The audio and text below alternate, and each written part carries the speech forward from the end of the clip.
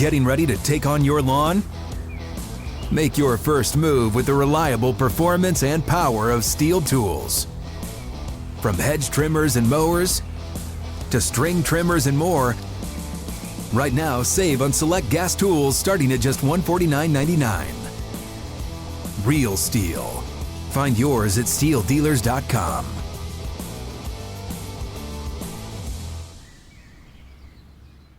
What does every grocery store aisle now have in common?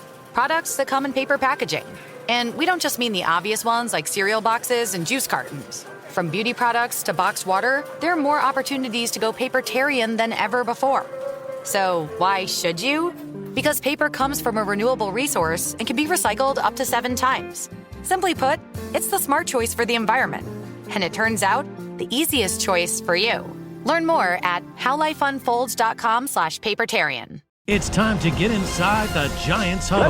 Let's go! On Giants.com. I like it. And the Giants mobile app. Boom, give me some juice. Part of the Giants Podcast Network. Let's roll. Welcome back to another edition of the Giants Huddle Podcast. John Schmeelk with you. It's all brought to you by Citizens, the official bank of the New York Giants. Joined today by friend of the program, Albert Breer, who is the lead NFL reporter for Sports Illustrated, among other things on his plate. Albert, good to see you, man. How are you? Good to see you, John. All right, so you're here covering the Giants. I like to ask the national guys when they come here a simple question to start the show to kind of kick us off. Yep. When you show up here to the Giants, what's the first thing you want to ask about, find out, or get a little in depth on when you talk to the people around the organization? I think the quarterback thing's obviously been sitting out there, and Daniel Jones now 9 months off of surgery. Where is he at? Obviously, the other night, things didn't go his way. And so no, you're right. And kind of seeing where he's at coming out of that, it'll be interesting. So, I think with a lot of teams, you're looking at what's happening at quarterback, whether it's good, bad, somewhere in the middle. I'd say right now they're probably somewhere in the middle. And then, I think the amount of buzz that Malik Nabers has generated, and getting to see him in person, I have had the chance to see Marvin Harrison and Rome Odunze. Oh, tell me about my him. trip.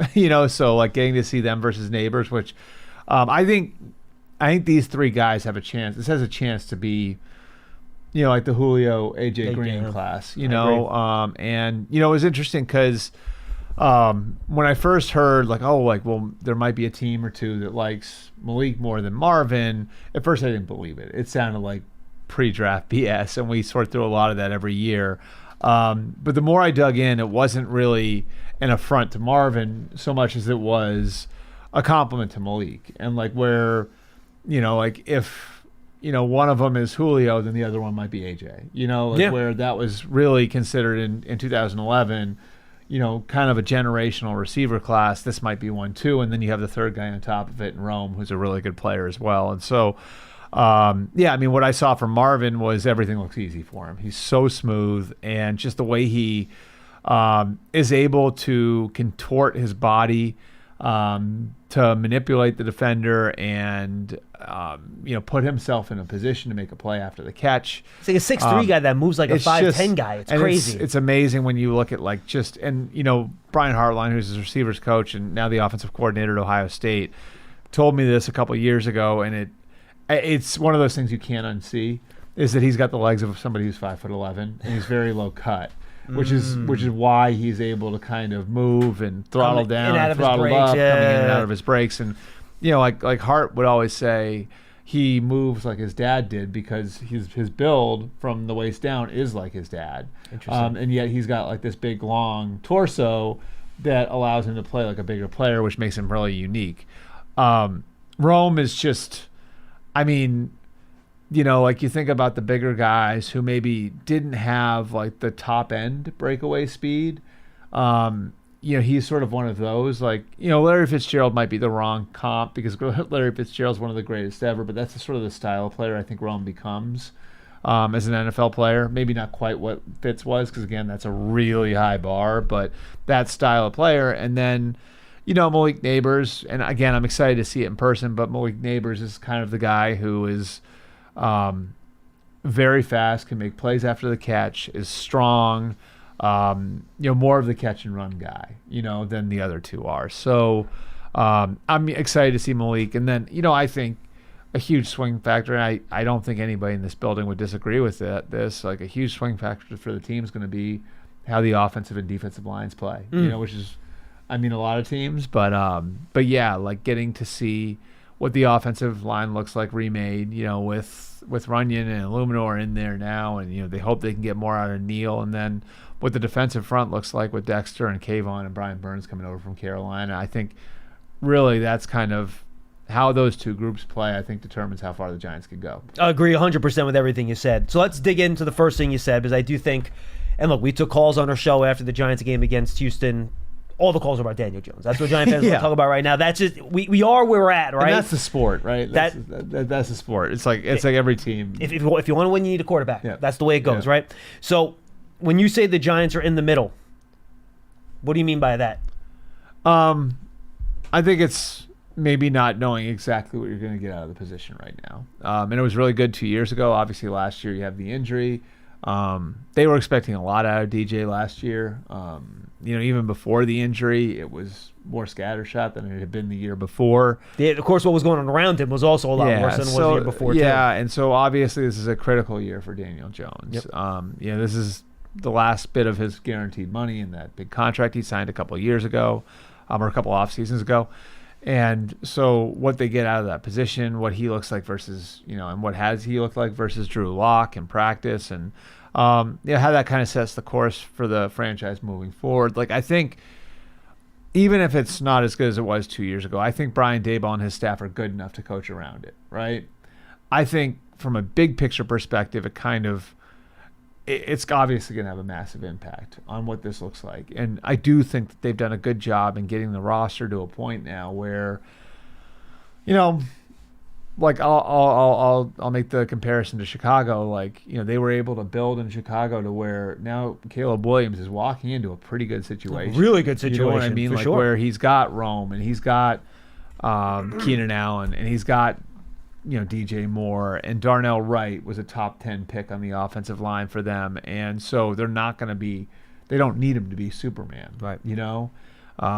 They've sort of built a situation here with the Giants where they can do that next year. They can sell out and go get a quarterback if it doesn't work out. So just from a big picture standpoint, that's what I mean when I say they're in the middle. Like, I don't think it's the worst quarterback situation in the league. It's certainly not the best, and I think that there's this gray area there where, this goes without saying, like how this all plays out over 17 games is going to chart the course for a lot of things for the franchise going forward. Yeah, you're talking about building around him. I think the Giants seem to think that, I'm not going to use the word solved, because I think that's, you never solve problems in this league. You only kind of make it okay for a while. But I do think they believe they'll have a better situation up front on the offensive line this year than they've had the last couple. Yeah. And a big part of that is Carmen Brasillo, a guy that I'm sure you knew from your time covering the Patriots a lot up there. So what do you think the impact he's going to have? And he's brought a couple of his guys from Vegas with him, and Jermaine Illuminor, Greg Van Roten. They've signed John Runyon. You could argue with the improvement of John Michael Schmitz and Andrew Thomas being healthy this year, they could theoretically be a little bit better at every offensive line position this year than they were last year, and a new offensive line coach. How do you think Brasillo is going to impact what they do here, and how much better do you think this line could be? I mean, I think the first part of it is just the synergy with Brian Daboll and the history that those two guys have in that system, and knowing exactly what you want from every position, and knowing how the offensive line fits in the bigger context of the scheme is a big part of it, right? Like, so, you go out and you get, a Jermaine Illuminor who, is going to know the expectations and is going to know what's being taught and can be a veteran in the room, and, played for both the Patriots and the Raiders, and, was in that system. So, I think just as far as how the whole thing fits together, I think it's a big plus. And Carmen comes from a system that's, proven to be able to churn out offensive linemen. And some of the things they did in New England over the years, and, I have like a lot of background there, but I remember, I was there when Stephen Neal was turned from a college wrestler into a Pro Bowl guard. I was there to see what they were able to do when they had guys go down, and they had built like such versatility into what they were doing, where when they lost their left tackle, they had Sebastian Vollmer who could flip over to left tackle and play that position. Yeah, they didn't spend big on the line and use a bunch of first round picks. They just kind of trained guys up. They were able to develop it. So you hope that Carmen Brasilla can bring a little bit of that too. You're ready for a change. Payday comes early with Citizens, so go to that retreat. New You moves to the country. Now you're raising goats and launching a lifestyle brand. Are you ready for all that life brings? There's no better place to watch live TV this fall than Hulu plus Live TV. Why? Because you get your favorite sports like football, local channels, shows, and so much more. Plus, get Hulu's entire streaming library with Disney Plus and ESPN Plus included with your plan. No long-term contracts or hidden fees. Don't wait. Start your 3-day free trial of Hulu plus Live TV today. Live TV plan required. Access content from each service separately. Offer valid for new and eligible returning subscribers only if available. Terms and restrictions apply. Learn more at hulu.com. No question about it. And then the wide receiver room, I think, and we've already talked about Neighbors a little bit. Yeah. He makes a big impact. And I think when you look around the league, Albert, when you can put that one in there, the guy that you would slot in, everyone slots down, right? So the other guys, I think, are benefited by Neighbors being there, and they can slide into those roles and be better players because you're not asking them to be something they're not. Yeah, and I think that's a huge part of it. It just changes the math in so many different ways. You know what I mean? It just changes how you're going to cover. If this guy is going to pull coverage with him, well, then everybody else can be a complementary piece. And I do think that that's a big part of the problem here the last few years was that you had a bunch of complementary pieces. And yeah, Saquon was obviously a huge threat out of the backfield. But he's running back. That's not a guy who's going to be carrying coverage, So, the question becomes how quickly you can get Malik Neighbors to the point, because he's obviously got the potential to get there, but how quickly can you get him to the point where he is that player? Can that happen as a rookie? And no, I think that's an open question, but I think the good news is he surprised them a little bit with his aptitude and how quickly he's picked up things, which is massive in Brian Daboll's offense, because they're going to be asking guys to play all three receiver spots. And if you're going to be the number one guy, it's one of the reasons why Steph Diggs was such a good fit for what they were doing in Buffalo, because Steph was able to do those sorts of things. They were able, because of how smart he is and where his football IQ is, they were able to move him around a bunch. How quickly can you get Neighbors to the point where he is that guy? I think that determines how quickly then you can slot the other guys like Slayton. You can slot the other guys into maybe roles that are a little bit more befitting of what they bring to the table from a skill set standpoint. The other potential change you might have this year, and Brian Daboll has not announced this is what is going to be in the regular season, but given the fact he's called plays in every practice and preseason game so far, something tells me he's probably begin calling plays when the regular season starts. What kind of impact do you think that will have on this offense compared to what we saw the last couple of years? Because just in that one preseason game against Houston, they threw the ball downfield more in a half than they did in full games last year. Well, I mean, I think part of it is like, you hired me for a reason, and you hired me because you liked what you saw from me as an offensive coordinator. And so, why don't I go back to, if there's something that I can do to help the team, maybe that's a lever that we pull. Let me cook. I mean, he's very creative. And I think the people in Buffalo would tell you this, it's just like seeing the bigger picture for the game and being able to, know how to set defenses up and then exploit certain things. He's excellent, in those areas, and obviously was a play caller in a lot of different situations, having done it in Kansas City and Miami, at Alabama, and then in Buffalo, he was able to do it with lots of different types of players. So he has a huge library, of levers that he can pull, and a huge library of ways to set things up and ways to game plan and all of that different stuff. And so, now in his third year as a head coach, I think being able to pull on that lever is something that is probably, I think, a little easier for him, having his feet underneath him, being the guy in charge. And, history would tell us that he's pretty good at it when he can really get an offense rolling. Football season is coming, and so is the next college semester. If you need funding, a Citizens student loan can help you pay for 100% of your school-certified costs. Get your rate quote in about 2 minutes at citizensbank.com/pay-for-college. All right, Albert, let's switch to the defense quick before we kind of go around the league a bit here. Shane Bowen, new defensive coordinator. They bring in Brian Burns. You mentioned the 3 guys up front that I think they hope will maybe carry the defense, might be a little bit strong, but certainly be the impact players on this defense. How do you see this whole thing coming together under new DC? It was a very different system than Wink Martindale had last year, with really now the focus in the offseason has been making that front as deadly as possible. Yeah, I mean, I think one of the big things that I always do when I'm like looking at free agents, and this is something that an executive gave me years and years and years ago, is ask why the guy is available.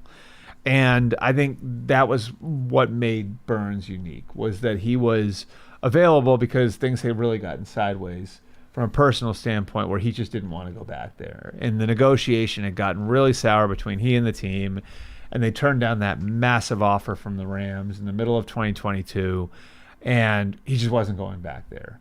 So, there was this just very unique opportunity to go and get a guy who's still young, who I think is 26 now, right? Yep. Mm-hmm. Who's still very young, and who has a premium skill, and you have background on him because of who your general manager is and the relationships that he has in Carolina and the relationships he has with the GM down there. And so I think a big part of this is you're going in and you're getting somebody else's number 1 pass rusher. It's not a number 2 you're projecting to be a number 1. And we talked about the effect that a number 1 receiver can have. Well, a top shelf pass rusher can have that same effect. So if he can come in and be the player he was a couple of years ago for the Panthers, now all of a sudden, like Kayvon Thibodeau seeing different matchups on the other side, and Dexter Lawrence is harder to double team. And so I just think that there's a real chance for Brian Burns to be a multiplier. And I like that they were as aggressive as they were in going after him, because it's just a really unique opportunity to see a player like that at that position become available. And usually you have to draft and develop those ones, which is what they're trying to do with Thibodeau.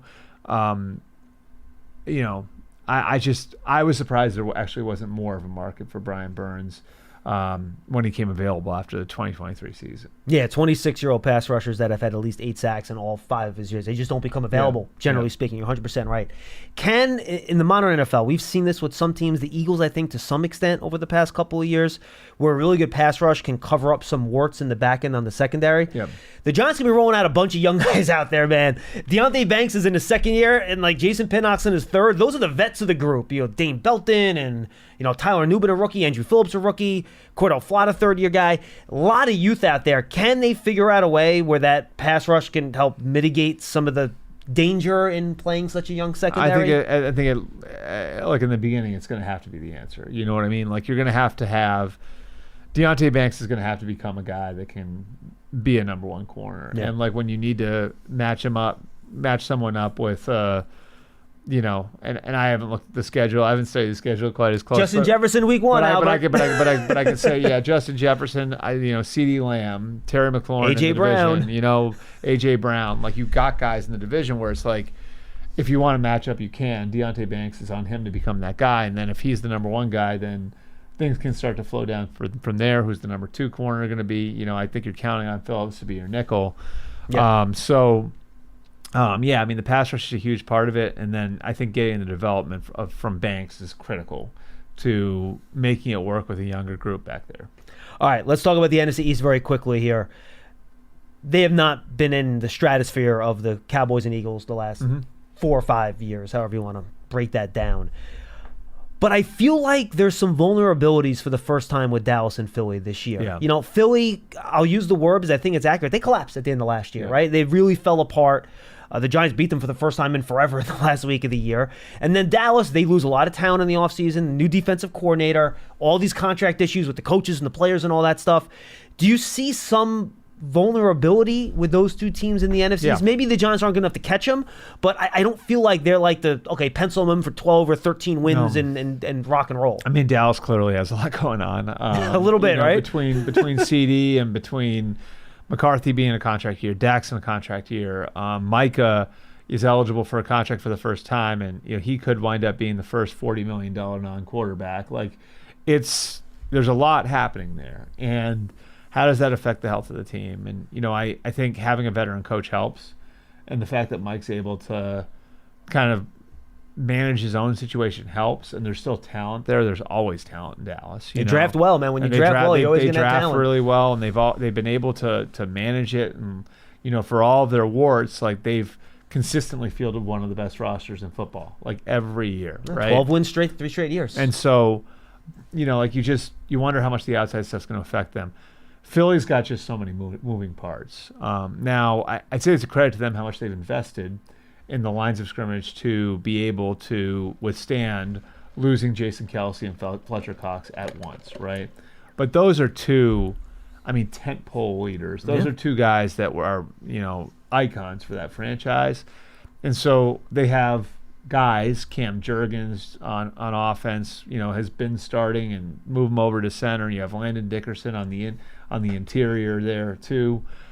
Defensively, obviously Jordan Davis and Jalen Carter. And Jalen Carter could be a monster for them. So they've got players.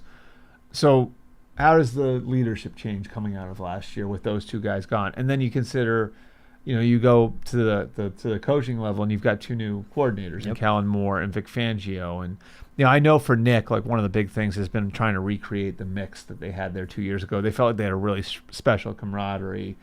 And they've spent a lot of time trying to recapture that, right? Like what they had during their Super Bowl run, they're going to need it, because there is so much change there. And I think both Philly and Dallas are really talented, but some of the changing circumstances there certainly could affect where they go. How quickly can the Commanders do this, you think, under Dan Quinn? Rookie quarterback.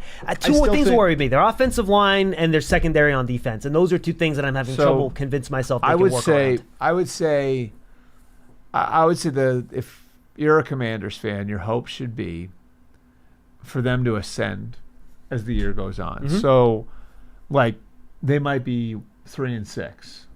Can you get to where you're flirting with 500 at the end of the year? Right. They feel really good about their rookie class, Jaden obviously has been great, and he's checked every box. And I was with the Jets yesterday, and they were like, this kid's going to be a star. Really? Really, really good. And they saw him in a practice setting, But they also feel really good about Mikey Sandershill, who comes from Michigan, who they feel like has been, I loved him coming out. He could be a captain as a rookie. Wow. Sanat, Brandon, the tight end from K-State, Brandon Coleman, who could be their left tackle. They feel really good about the young players they have, but they're still really young. And they're going to be relying on a lot of young players in a lot of key spots. And, they know they've got some work to do from a roster standpoint where it's on the perimeter, right? So tackle, edge rusher, corner. They've got major questions. Receiver a little bit less so because they've got Terry McLaurin there. But, they've got to fill multiple premium positions, and you can't do that all in one off season. So I think the hope for them has to be they're able to get the program off the ground, be really competitive over the first half of the season, and then start to put that over the top of the few wins at the end of the season where you're really excited about where you're at going into 2025. I like what Dan Quinn and Adam Peters are doing there. It's just not an overnight fix. You love turf. You're good at it. So you start a turf biz. Business grows, your savings grow. Become the most celebrated name in turf. Are you ready for all that life brings? There's no better place to watch live TV this fall than Hulu Plus Live TV. Why? Because you get your favorite sports like football, local channels, shows, and so much more. Plus, get Hulu's entire streaming library with Disney Plus and ESPN Plus included with your plan. No long-term contracts or hidden fees. Don't wait. Start your 3-day free trial of Hulu Plus Live TV today. Live TV plan required. Access content from each service separately. Offer valid for new and eligible returning subscribers only if available. Terms and restrictions apply. Learn more at hulu.com. No, I'm with you on that. As you travel around the league, you visit a bunch of training camps. Who are maybe 2 teams that you don't think enough people are talking about that could make some noise in the league this year that you've liked what you've seen traveling to different camps? So, I think Seattle's really interesting. Okay. It's a good division. Because they have and that's the thing. I'd almost say the same thing about Arizona, because both those teams have a huge classes, like draft classes, like on rookie contracts. So in Seattle, it's the second and third year guys. In Arizona, it's the first and second year guys. And I think where Seattle's at, coming out of the Pete Carroll era with Mike McDonald being there, and you have Geno, who is a steady veteran presence and he's played well for them. Played really, really well. He doesn't get the credit he deserves, but he's played really well. Kenneth Walker, when I was there, if you want a fantasy alert here, draft Kenneth Walker. He's going to be really good for them. The young tackles, Charles Cross and Abe Lucas, who they drafted a couple of years ago. Jackson Smith and Jigba. On the defensive side, Byron Murphy is a rookie. They expect him to be really good. They thought there was no way he was going to be available where he was. And, on that defensive line, they've got Boye Mafe and Derek Hall. And then in the secondary, Reek Woolen and Devin Witherspoon. It's just, you start to go down the list, and it's there's a lot of impressive young players where if those guys can all collectively take a step, they could sneak into the playoffs. So that'd be one. I like that one. That's a good one. In the AFC,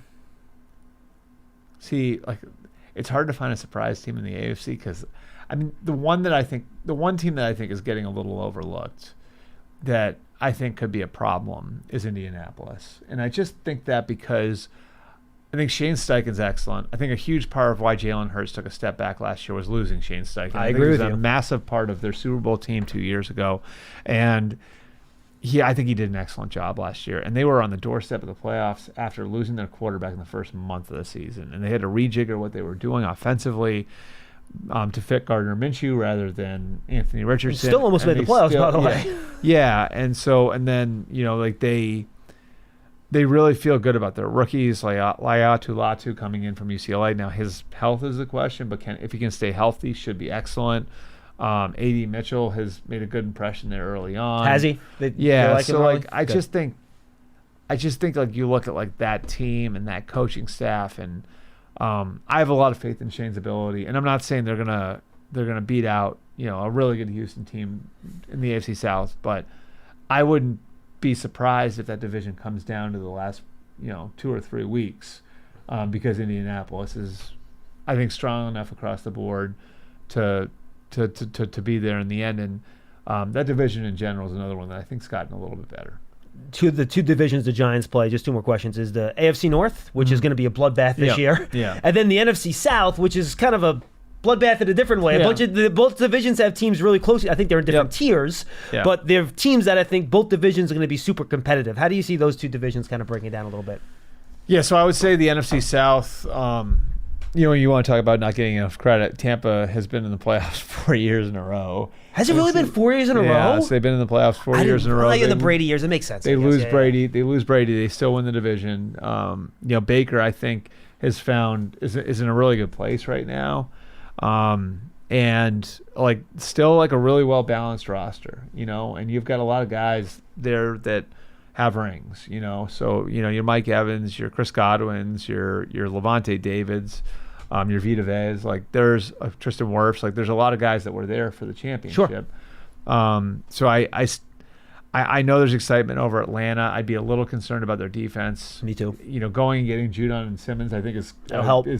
It'll help, and I think it's also confirmation that they were worried about it. That's a good point. And then I think so. I haven't made my picks yet. I think I'll pick Tampa to win the South, and then I'm sure the Saints think they're going to be in the mix there too. I'm not sure if they will be, but I'm sure they think they're going to be in the mix there too. The Saints is just, it's a matter of some of your key players not getting old there, guys who've been there forever. They're a very boring team, but they're still going to win 9 games. Though. Exactly. So Kamara's got mileage on his legs. How does he look coming back? Is Lattimore still Goddard as the number one corner? How does Cam Jordan look as their primary pass rusher? The AFC North should be exciting, man. I the Browns make the playoffs with 5 different quarterbacks. Pittsburgh was in the playoffs again. What is that going to look like at quarterback? I think that's still an open question. Baltimore's Baltimore. I think Cincinnati has a chance to be in the Super Bowl. And I just think Burrow went through a lot over the last 9 months. I still think, for my money, if you're talking about a quarterback, you're drafting a quarterback for the next 10 years, it's Mahomes and then it's Burrow. Ooh, Burrow I 2 think for you. Burrow All would be right, 2. nice. I think he plays a sustainable game. The injury was a scary thing for him, but he's kind of coming through that now. And I think there's real urgency there because they know, relatively soon they're going to have to build the roster a different way. So probably T. Higgins last year there. Jamar Chase is going to get paid. He's going to show up, right? Chase, they're going to work that out, right? All right. Yeah, and I think that'll work out. And I think part of it's waiting on what happens with Lamb, Trey Hendrickson. That's another contract situation they've got to work out. But I think it will get worked out. I do think that there's an urgency there. And it's part of why they were reluctant to move Higgins, even though they know, all right, this is probably a 1-year thing, is because they do feel like they've got a really special group in-house now, and they want to give that group a chance to make a real run at it. So similar to what Sanford's trying to deal with Ayuk, right? They want to make the run with Ayuk. This is another one. I just said it with Indianapolis, that team almost made the playoffs with Jake Brown. I mean, was right there with Jake Brown. Last week of the year. Yeah. So I think Cincinnati's got a chance to not just win the North, but win the conference. All right, final question, because I thought you kind of, when you talked about Washington, you did a real good job kind of framing what their season should look like and what their fans should be thinking about when they watch them. Yeah. So I'll ask you the same question about the Giants as we close here. As Giant fans embark on 2024 here, what should be their goals or expectations? Realistically, what should they be hoping to see as the season kicks off? My goal, if I were being realistic about it, and I were working in this building, I think the goal would be that the young talent comes together midway through the year. And what I said about the Commanders, I would say it on another level with the Giants, because they are a better roster than the Commanders right now. They're further along in the building process. And I think getting it to a point where you can manage around Daniel Jones and you can get the most out of Daniel Jones, because I think that's what they were so effective with 2 years ago. And that's going to take being right on the offensive line, being right about John Runyon, being right about Jermaine Luminor, getting more out of Evan Neal, having better answers up front, I think is the first part of it. And then defensively, the pass rush being what they think it can be on paper. So I think this has got potential because they're so strong on the lines of scrimmage. And one thing I've learned over 20 years covering the league is if you're good on the lines of scrimmage, you're going to be in every game. You have a chance. Right. I think this can be a team that can learn how to win again. And I wouldn't rule them out winning the division. I think they've got the potential to win the division. But a lot of things have to come together. And again, those things might not come together until week 6, week 8. And, same sort of thing as with the Commanders. You'd hope things would come together where you've got a chance to get hot in November and December. I know you're on with Dan Patrick, and he talked to you about the front office and the head coach. My sense is that, and just from working in the building, that Joe Schoen and Brian Daboll have a pretty good handle on this and how they want to build this and how they're bringing things together. And from watching Hard Knocks, I'm sure you did as well, it seems like ownership has faith in them to do this the right way. Just what's your take on kind of Schoen and Daboll and kind of how they've done this the last couple of years? I think they've done a good job. And I think they were realistic about it, where it was going to take some time and there was going to have to be a tear down to build back up. And I do think part of it, if you look at what happened in Buffalo, it's sort of similar, right? Where in 2017 they made the playoffs for the first time and in forever. I think it was the first time in 18 years. And Joe was there. Dabes wasn't there yet, but they went through that. They established their program in Buffalo, and then that sort of helped facilitate the rebuild, where they showed, whether it's ownership, players, whatever, we have a blueprint that works. And then, now we've got to reset the roster. Now we've got to shed the dead cap, and now we have to go get the quarterback. And so, I think Buffalo's the template, and I know that that's been kind of drilled into the ground here, but it's true. The template is, you have gone and you've given everyone proof of concept in year 1. You came back and you reset in year 2 and changed a lot of things in the roster and took it on the chin a little bit. And now, I think you have a chance to go forward and build something sustainable. So, and you sense ownership will be patient and let them do I it. think so. Yeah, I honestly, John, I I got that question, and it's sort of I mean, it's amazing how quickly we forgot how good they were a year ago and how it seemed like those guys were going to be around for 10 years. Brian Daboll won Coach of the Year. Now these questions come up, and it happens. It feels like it keeps happening faster. The one thing I would say is I can remember the end of Joe Judge and Dave Gettleman here, and I can say on pretty good authority, like John Mara didn't want to fire those guys. Like John Mara, I don't think wanted to be the guy who had gone through 3 different 2-and-outs. McAdoo, Shermer, Judge. Right. Yep. And going 2-and-out, 2-and-out, 2-and-out. Like he never wanted the Giants ever to be that. And no one does, but like their view of their own franchise was never, you are never that. They want to be like the Steelers. Even if you're bad, you are never that. They want to be like the Steelers. We have the same coach for 15 years. Right. And so to get yourself out of that, at some point you got to stop doing it, Right. And so I think the intention was we're going to stop doing that with Joe Judge as our head coach.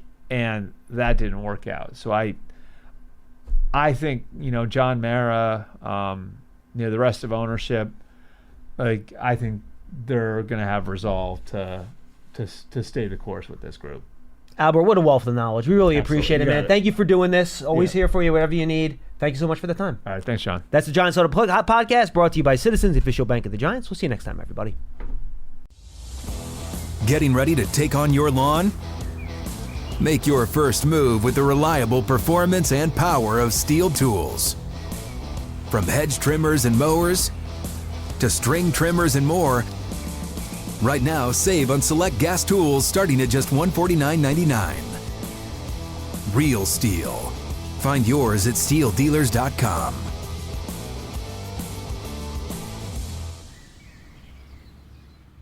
It is Ryan here, and I have a question for you. What do you do when you win? Like, are you a fist pumper, a woohooer, a hand clapper, a high fiver? If you want to hone in on those winning moves, check out Chumba Casino. Choose from hundreds of social casino-style games for your chance to redeem serious cash prizes. There are new game releases weekly, plus free daily bonuses. So don't wait. Start having the most fun ever at ChumbaCasino.com. Sponsored by Chumba Casino. No purchase necessary. VGW Group. Void where prohibited by law. 18+. Terms and conditions apply.